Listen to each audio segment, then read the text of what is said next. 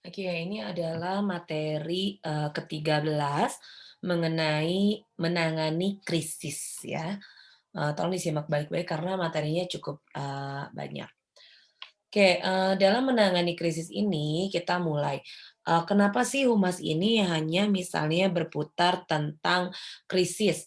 Apakah misalnya dia memperbaiki citra, mempertahankan citra, ataupun yang lain sebagainya.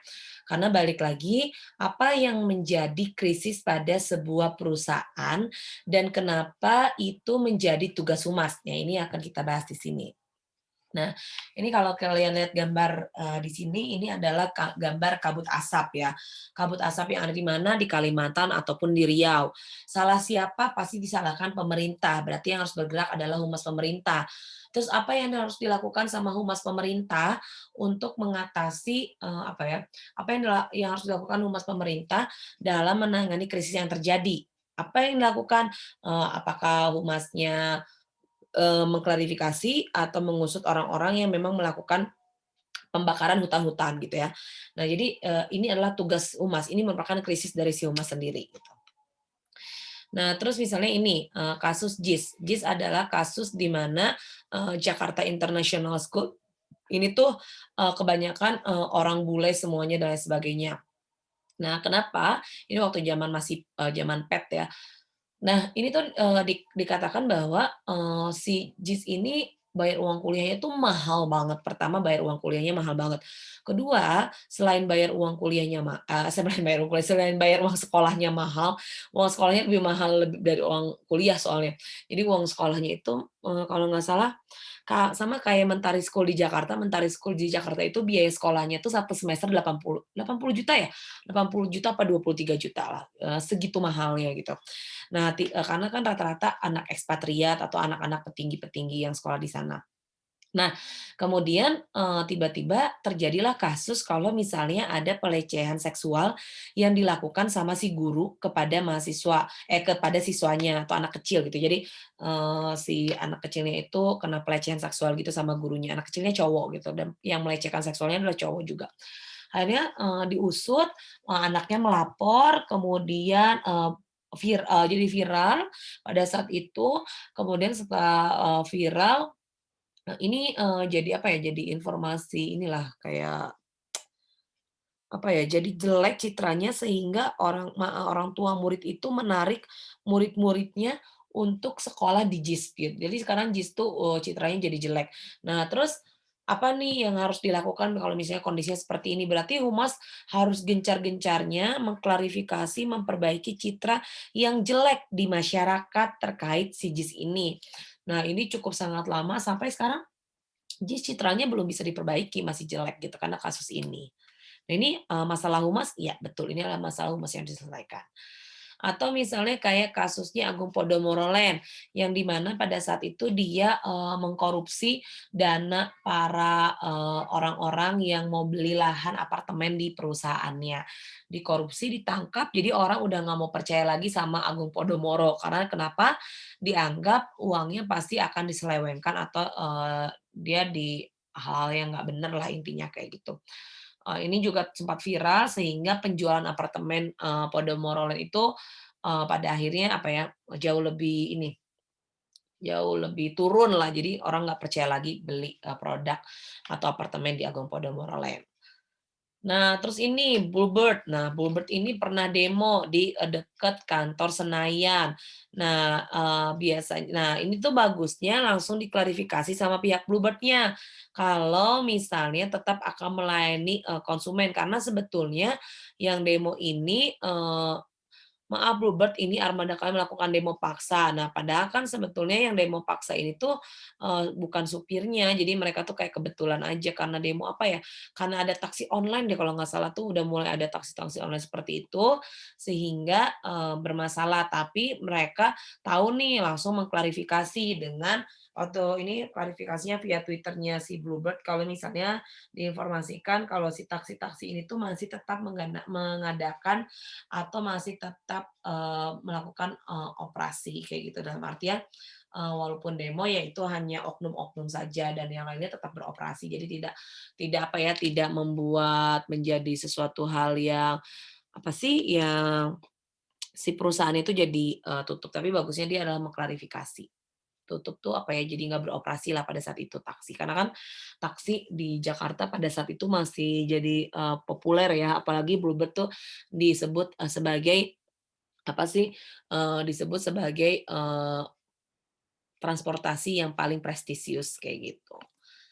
Nah, jadi apa nih yang menjadi catatan? Jadi rumor atau peristiwa atau informasi yang membawa pengaruh buruk terhadap reputasi, citra, dan kredibilitas itu adalah krisis. Ingat ya, jadi baik itu rumor, peristiwa, informasi yang membawa pengaruh buruk terhadap citra si perusahaan dan mengganggu kredibilitas perusahaan, maka itu dikategorikan sebagai krisis. Nah, ini bisa terjadi terhadap individu, organisasi, atau perusahaan. Kayak tadi kan yang Agung Podomoro Land, kasusnya sama siapa? Sama direkturnya kan, berarti itu yang individu. Ada kasusnya karena berdasarkan organisasi atau perusahaannya. Ini tergantung konteksnya yang mana. Dan itu dikategorikan krisis ya, ingat ya, dikategorikan krisis ketika ada rumor, peristiwa, dan informasi yang membuat citra perusahaan jadi turun dan orang jadi tidak percaya lagi menggunakan produknya. Nah, itu yang tadi yang Ibu ceritakan di awal-awal ya.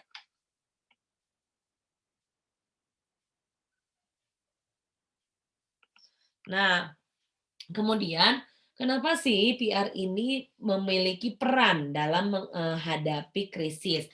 Kenapa sebagai orang yang harus berperan dalam menghadapi krisis? Karena krisis ini tuh bisa dibagi pengaruhnya dua. Bisa berpengaruh terhadap internal, bisa berpengaruh terhadap eksternal. Kalau berpengaruh terhadap internal, maka pendapatan turun. Kalau pendapatan turun, investor udah nggak mau lagi berinvestasi itu ya. Berarti investor udah nggak mau lagi, berinvestasi. Kalau misalnya seperti itu, apa yang menjadi kebutuhan? Yang menjadi kebutuhan adalah iklan menjadi kebutuhan paling akhir. Iklan apa? Bukan iklan komersil, tapi iklan korporat. Ya, iklan korporat ini adalah untuk menginformasikan atau mengedukasi ke masyarakat atau ke klien bahwa perusahaannya itu tidak sesuai dengan apa yang diberitakan. Nah, makanya kenapa iklan menjadi paling akhir. Kemudian krisis yang kedua adalah krisis eksternal. Nah, krisis eksternal ini citranya yang turun. Kalau tadi pendapatan yang turun, ini citranya yang turun. Kalau citranya yang udah turun, berarti cukup fatal ya. Kenapa? Karena akan ada persepsi dan realitas yang nggak sesuai. Jadi persepsi dan realitas ini akan menjadi masalah gitu. Nah, masalahnya itu seperti apa ya? Masalahnya pada akhirnya orang sulit lagi percaya. Kayak tadi Ibu bilang, kalau misalnya si JIS, orang jadi udah nggak mau pakai lagi, nggak mau nyekolahin anaknya ke JIS karena takut apa? Takut terjadi pelecehan seksual terhadap anaknya. Jadi citranya turun dan realitasnya ya mau nggak mau itu akan mempengaruhi pendapatan yang turun kayak gitu. Nah, untuk membangun sebuah citra, public relation operation harus belajar tentang proses seleksi. Nah, ini yang harus dipelajari sama si humas ya. Yang pertama adalah selection attention. Selection attention itu lebih kepada apa sih yang menjadi perhatian dari si masyarakat atau apa yang menjadi perhatian terhadap krisis ini. Oke, Ibu masih berikan contoh tadi kasus JIS ya, yang sekolah internasional itu. Apa yang menjadi selection attention-nya? Selection attention-nya adalah pelecehan seksual.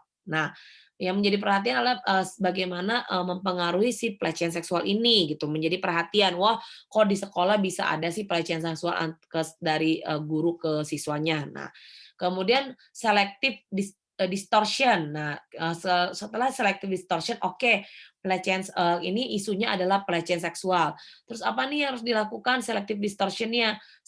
Selective distortion yang harus dilakukannya berarti adalah dengan melakukan distorsi apa aja nih yang kira-kira berpengaruh, apa aja nih kira-kira yang berpengaruh terhadap si kasus ini gitu atau krisis ini. Oke, ternyata yang berpengaruh adalah pertama, selective distortion-nya adalah orang tua murid.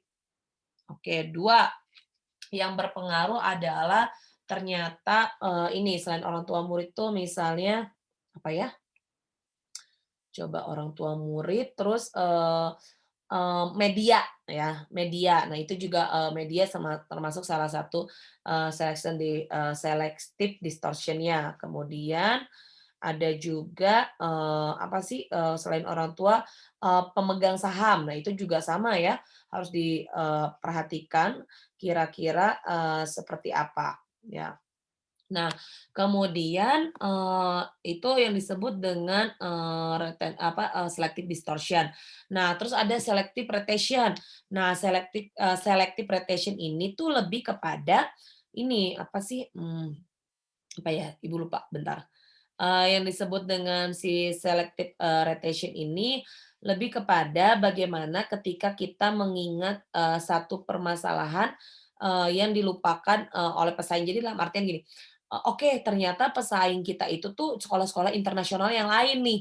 Wah, ini bisa jadi peluang bagi sekolah-sekolah internasional lain mengambil kesempatan, karena kenapa ya, si JIS ini atau Jakarta International Skill ini tuh udah jelek nih. Jeleknya kenapa? Karena ya itu terjadi pelecehan seksual, kemudian terjadi hal-hal yang, nggak sesuai seperti itu. Jadi, mana peluang-peluang yang kira-kira, bisa dicek orang-orang itu mau lagi sekolah di JIS gitu. Jadi benar-benar harus diseleksi nih, apa aja yang bisa, orang-orang tuh suka atau misalnya mau menyekolahkan anaknya lagi di si JIS itu sendiri. Maka itu masuk ke dalam selective retention gitu. Nah, terus ada nih yang disebut dengan aktivitas VR. Aktivitas VR itu apa aja? Pertama, agar konsumen tetap loyal pada merek dan percaya pada kredibilitas perusahaan, harus ada ketika kita melakukan event, kemudian kita launching produk, kita melakukan klarifikasi, itu jangan hanya persepsi dari versi kita, pihak si humasnya. Ingat, humas itu adalah jembatan antara publik internal dan publik eksternal. Sehingga bagaimana persepsinya harus sesuai dengan realitas yang ada. Sehingga nanti bisa membentuk citra yang positif lagi atau bisa membangun citra positif lagi. Makanya dikategorikan ada persepsi, realitas, dan citra. Nah, ini yang harus apa ya, harus disesuaikan. Seperti aktivitasnya apa ya kira-kira supaya masyarakat atau halayak tuh mau percaya lagi nih terhadap perusahaan kita. Oh, oke, saya kayaknya mau bikin iklan korporat. Oke, kayaknya saya mau bikin ini deh, launching produk baru untuk membangun, kredibilitas lagi. Itu bisa, bisa seperti itu ya. Nah, di sini ada beberapa ya, ada anatomi krisis, ada penyebab, sama langkah-langkah. Jadi, apa aja nih anatomi krisis, badan krisisnya tuh apa aja gitu. Jadi, memang krisis ada badannya, ada dong, ada cara-caranya, kenapa itu bisa jadi krisis, penyebabnya apa, dan langkah-langkahnya harus seperti apa. Oke, kita cek ya. Anatomi krisis itu dimulai dari yang namanya prodormal. Prodormal adalah krisis yang baru muncul. Nah, ini Ibu berikan contoh yang relevan, kayak kasus kemarin wisudanya Unikom. Anatomi krisisnya adalah prodormal, krisis baru muncul. Oh, ternyata krisis baru muncul ini karena kita pertama kali mengadakan wisuda dan pertama kali juga wisudanya online. Nah, itu satu, krisis baru muncul. Dua, akut, persoalan mulai muncul. Apa nih yang menjadi persoalan mulai muncul? Ternyata ada orang tua yang melaporkan ke media sosial kalau misalnya biaya kuliah di Unikom mahal. Itu adalah persoalan yang mulai muncul, masuk ke dalam akut. Wah, ini nggak bisa dibiarkan. Ternyata masuk ke Lambe Tura, masuk ke misalnya situs-situs berita dan lain sebagainya.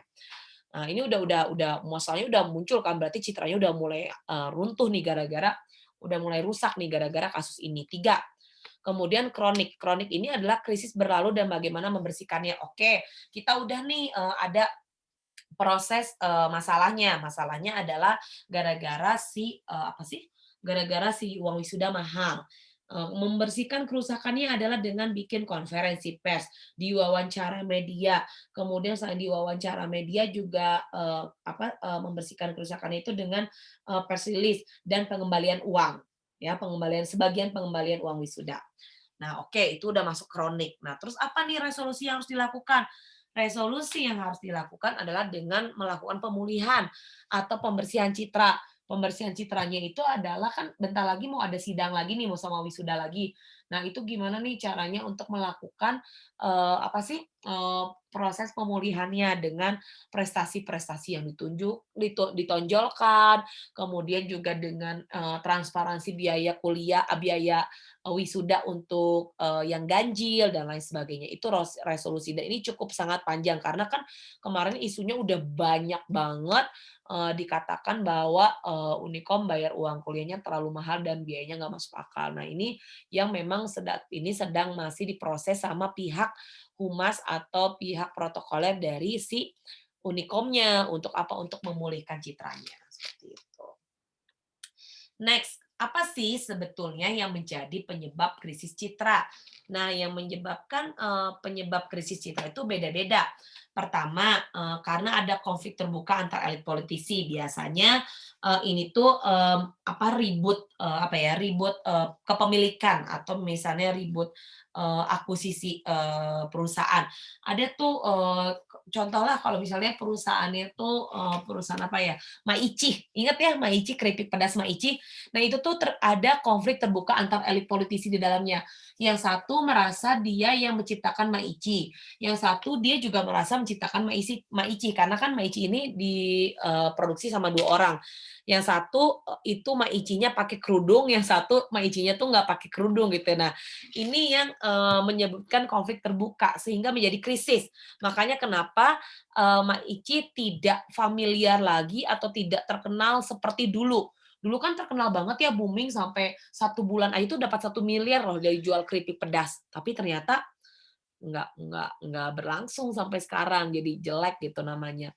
Terus yang kedua, kesalahan produk. Nah, kesalahan produk itu biasanya produk-produk gagal yang udah publish. Nah, kayak apa? Kayak kasus yang kalian, pernah kerjakan di kasus pertama, yaitu, apa, analisis kasus. Itu kan ada yang misalnya makarel ada yang kena cacing, coklat yang ada belatungnya, kemudian juga apalagi tuh, ya banyaklah produk-produk yang kemarin kalian buat, itu adalah kesalahan produk. Itu bisa jadi krisis, itu bisa jadi krisis ya. Kemudian perbedaan dengan aspirasi masyarakat. Nah, apa sih yang dimaksud dengan perbedaan dengan aspirasi masyarakat? Yaitu perbedaan pendapat antar masyarakat. Nah, perbedaan pendapat antar masyarakat inilah yang bisa menyebabkan krisis. Pendapat siapa? Pendapat antara apa yang diinginkan sama si masyarakat sama apa yang dikerjakan, apa yang dipahami sama si perusahaan sehingga ada clash. Orang nggak mau lagi beli produknya, orang nggak mau pakai lagi jasanya karena ada perbedaan di situ. Itu ya.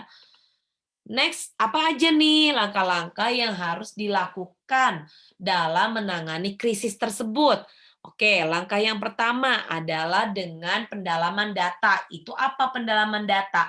Pendalaman data itu berarti dengan melakukan riset. Ini sering banget di mata kuliah ini kita bahas tentang kalian harus riset, riset, riset karena yaitu untuk mengantisipasi cara apa yang harus dilakukan.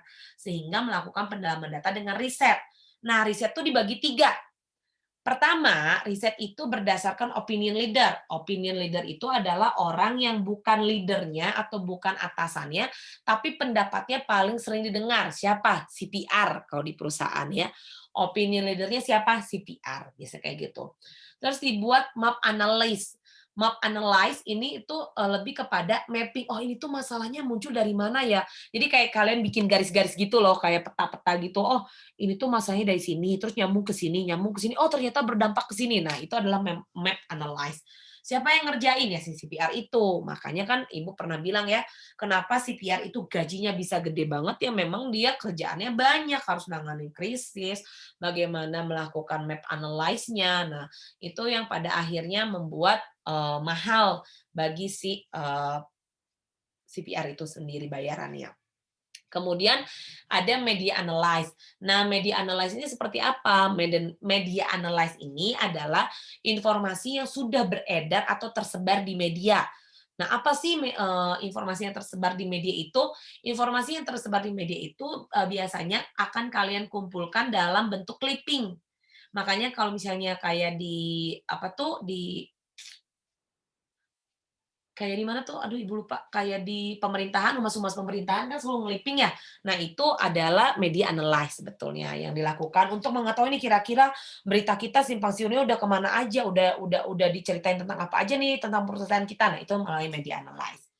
Yang ketiga, ada antisipasi krisis yang berkelanjutan.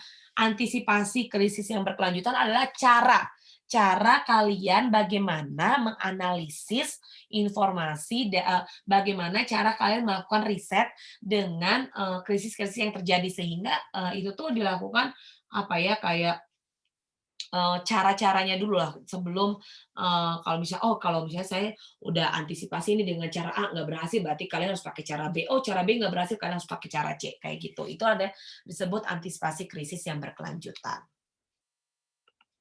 Nah dua ini adalah menyiapkan. Oke. Dua ini adalah menyiapkan informasi sheet. Menyiapkan informasi sheet ini tuh berarti biasanya pakai GForm. GForm inilah informasi-informasi sheet yang dibuat kayak gitu. Dengan melakukan pola pendekatan dalam menyarukan informasi. Nah, pola pendekatan informasi itu beda-beda. Ada yang misalnya dia manage informasinya melalui government relation atau misalnya melalui pemerintah, melalui pendekatannya itu ke siapa, pendekatannya itu ke komunitas sekitar atau masyarakat sekitar dan ke pihak media. Jadi ketika menyiapkan informasi sheet itu harus jelas gitu ya. Kira-kira oh saya kalau misalnya ke komunitas tuh harus ngomongnya A. Oh saya kalau misalnya ke pemerintah saya ngomongnya harus B. Oh saya kalau ngomong media harus ngomongnya C. Jadi kenapa ini dipisah-pisah? Karena agar informasinya tuh sesuai dan valid gitu. Jadi nggak kemana-mana. Makanya kenapa perlu yang namanya menyiapkan informasi sheet ini kayak gitu. Nah, terus yang ketiga apa? Yang ketiga buat batasan isu dan dampaknya. Batasan isu tuh oke, isu kayak gini mah ya udahlah kita nggak usah nanggapinnya terlalu berlebihan, itu batasan isunya. Terus oke, kalau misalnya untuk masalah keuangan kita nggak usah terlalu transparansi karena A, B, C, D, maka itu adalah batasan informasi. Jadi kayak harus jelas gitu loh, apa yang batasan isu apa yang ditentukan dan batasan informasi isu apa yang harus disampaikan.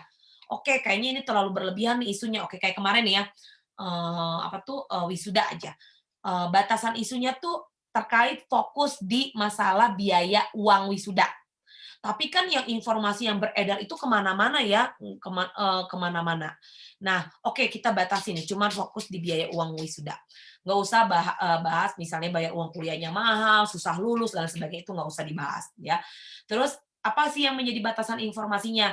Batas informasinya adalah si humas itu ya cukup memberikan batasan seputar kenapa bayar uang kuliah wisuda itu mahal. Jadi nggak usah merembet, kemarin tuh yang salah adalah merembet sampai iya kita tuh udah dapat penghargaan dan lain sebagainya. Kan sebenarnya bukan itu yang dibutuhkan, itu yang dibutuhkan adalah transparansi dari biaya yang dikeluarkan.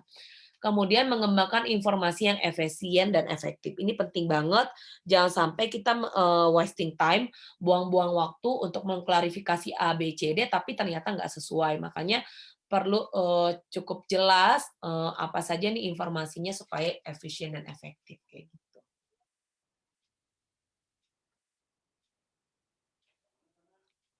Nah, terus ada yang keempat. Yang keempat ini adalah posisikan citra perusahaan.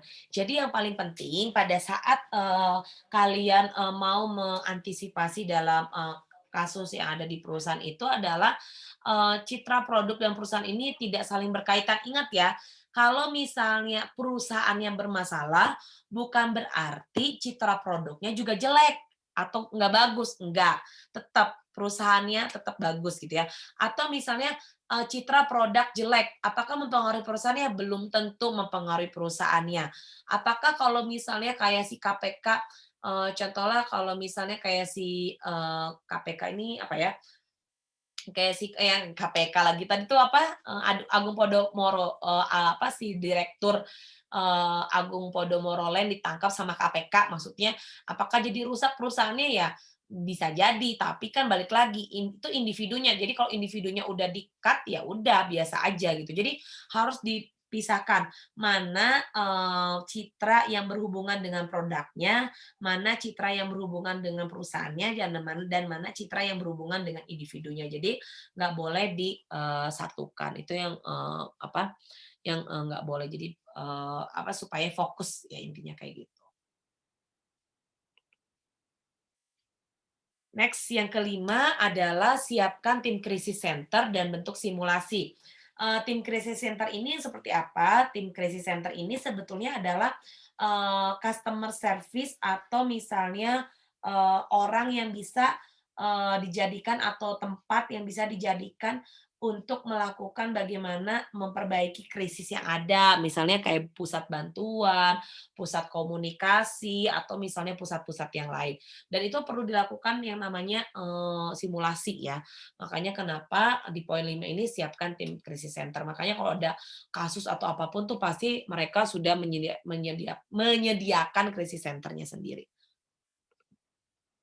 Nah, terus ada yang disebut dengan unofficial spokesperson. Nah, seperti apa sih, unofficial spokesperson ini? Si unofficial spokesperson ini tuh lebih kepada, kita yang menyampaikan. Kalau misalnya kita minta orang menyebarkan isu atau menyebarkan informasi yang sebenarnya yang ada di perusahaan. Nah, ini untuk lebih, menjadi apa ya, melihat kredibilitasnya, "Oh, kok kamu ngebela banget sih Unikom?" Ya karena Unikom nggak kayak gitu, itu tuh beritanya, salah aja si ibunya nanggepinnya. Nah, kayak kasus kemarin wisuda itu siapa yang jadi spokesperson, ya itu yang menjadi spokesperson adalah, misalnya wakil dekan, kajur, kemudian juga sekjur-sekjur. Nah, itu disebut sebagai spokesperson atau unofficial spokesperson. Jadi melebarkan. Ini adalah 6 langkah-langkah yang bisa dilakukan dalam penanganan krisis. Kita lanjut. Terus gimana nih caranya kalau misalnya ternyata krisisnya itu seringkali berulang kali dan, berturut-turut sehingga tuh masalahnya nggak selesai-selesai, ada lagi masalahnya.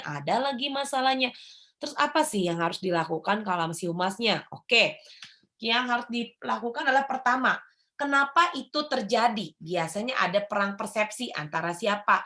Persepsi antara pihak internal dan eksternal. Internal adalah perusahaannya, eksternal adalah masyarakat.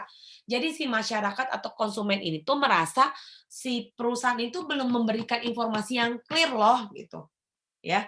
Kenapa belum memberikan informasi yang clear? Kalau misalnya belum memberikan informasi yang clear, maka, si masyarakat ini atau si konsumen ini akan menang.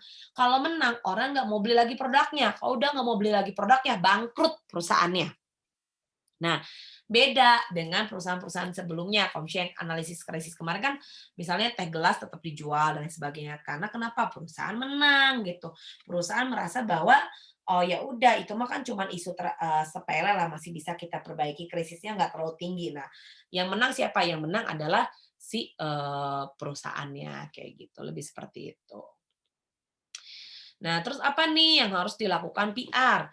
Nah, yang harus dilakukan PR adalah yang harus, dilakukan PR di sini lebih kepada oke. Untuk melaksanakan PR ini, seperti biasa adalah misalnya melakukan pemahaman kekuatan informasi dan pengetahuan. Misalnya bebas bias, pihak ketiga, dan battle opinion. Oke, PR itu apa sih yang harus dilakukan? PR adalah pemahaman, kekuatan informasi. Misalnya, PR ini harus punya informasi yang valid. Makanya tadi yang pertama anatomi krisis, riset dulu, ya, jadi informasinya tuh nggak simpang siur. Kenapa? Supaya masuk ke bawah, bebas bias.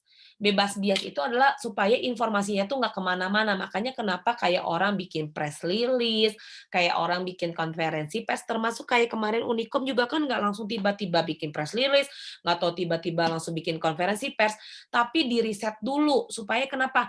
Informasinya tidak simpang siur. Apa tuh? Bebas bias. Karena kenapa? Nanti lari lagi ke pihak ketiga. Pihak ketiga tuh siapa? Media. Nah, kan informasinya itu kan kemana-mana ya yang tentang wisuda kemarin.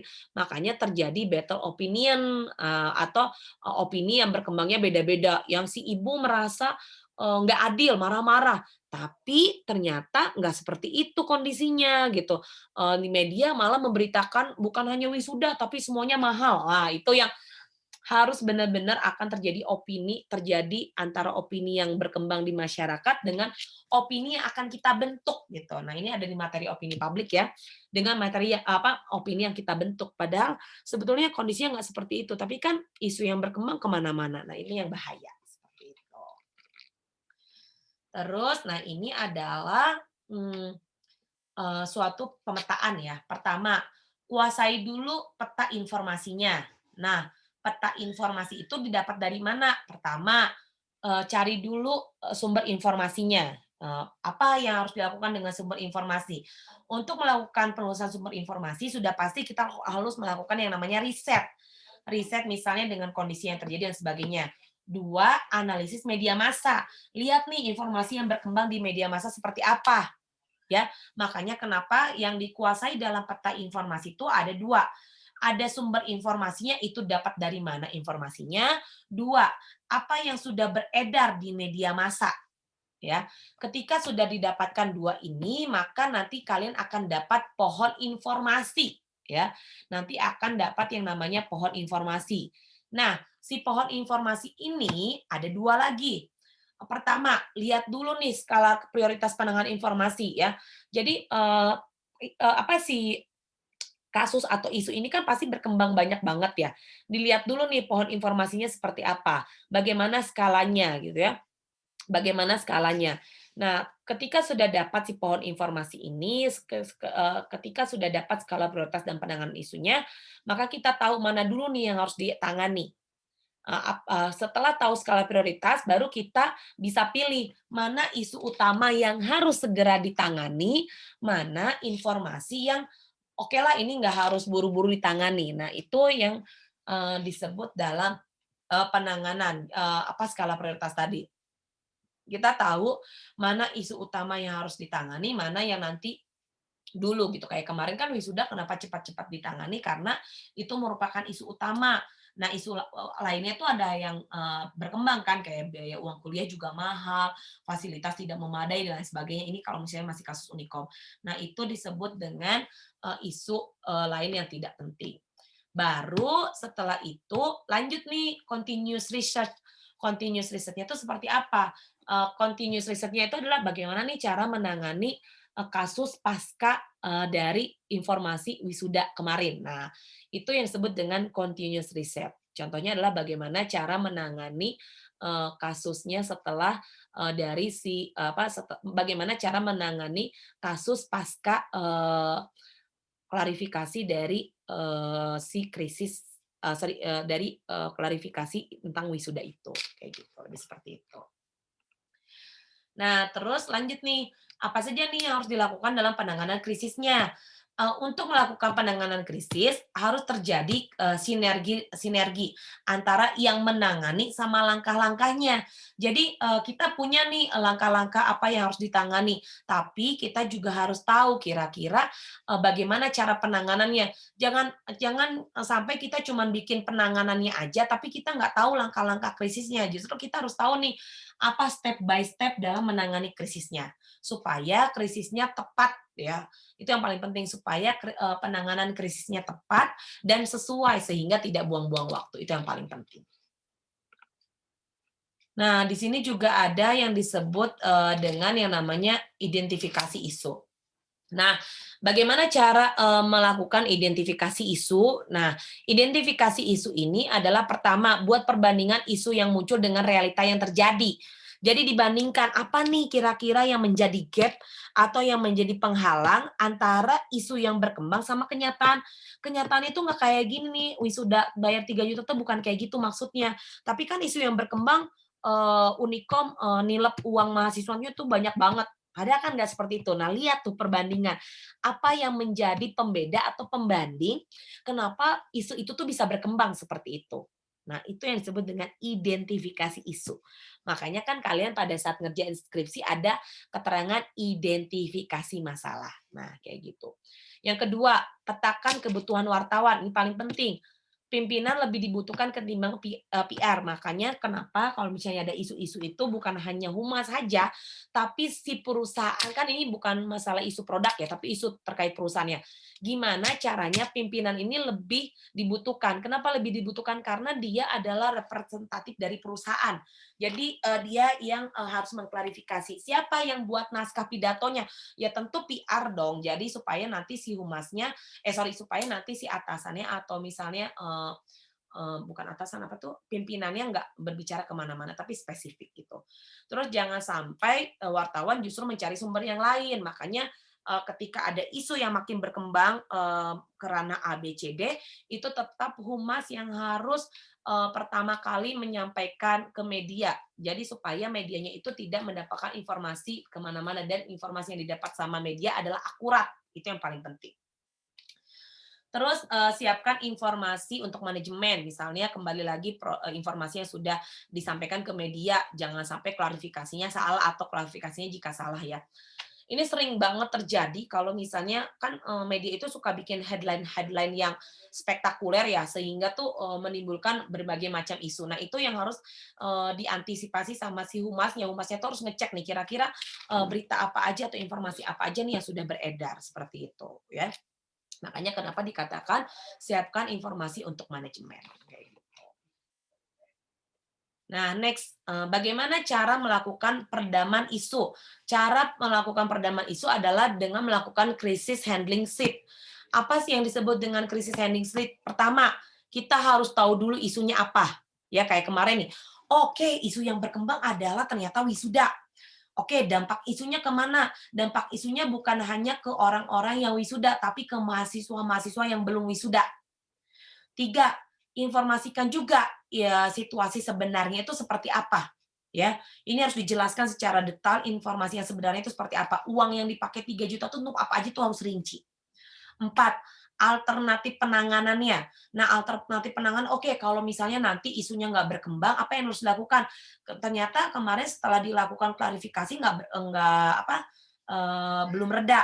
Apa yang dilakukan? Yaitu dengan pengembalian dana. Jadi ada alternatif lain. Oke, ternyata ketika melakukan pengembalian dana masih belum juga nih apa selesai penanganannya, gimana harus dilakukan?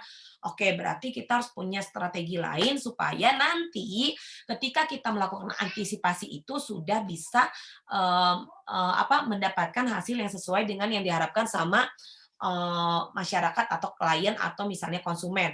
Makanya kan kemarin dengan kasus dikembalikan sebagian dananya, hasil yang diharapkan udah nggak ada lagi nih polemik yang berkembang. Sudah tidak ada lagi isu-isu yang berkembang bahwa Unikom bayar uang kuliahnya tidak transparansi dan sebagainya. Itu sudah jelas, sudah clear. Makanya itu cara untuk melakukan peredam krisis. Sip, ini cukup panjang ya materinya, jadi disimak berulang kali kalau misalnya kalian kurang paham. Seperti biasa, nanti kalian bisa tanyakan di kelas untuk materi ini. Terima kasih.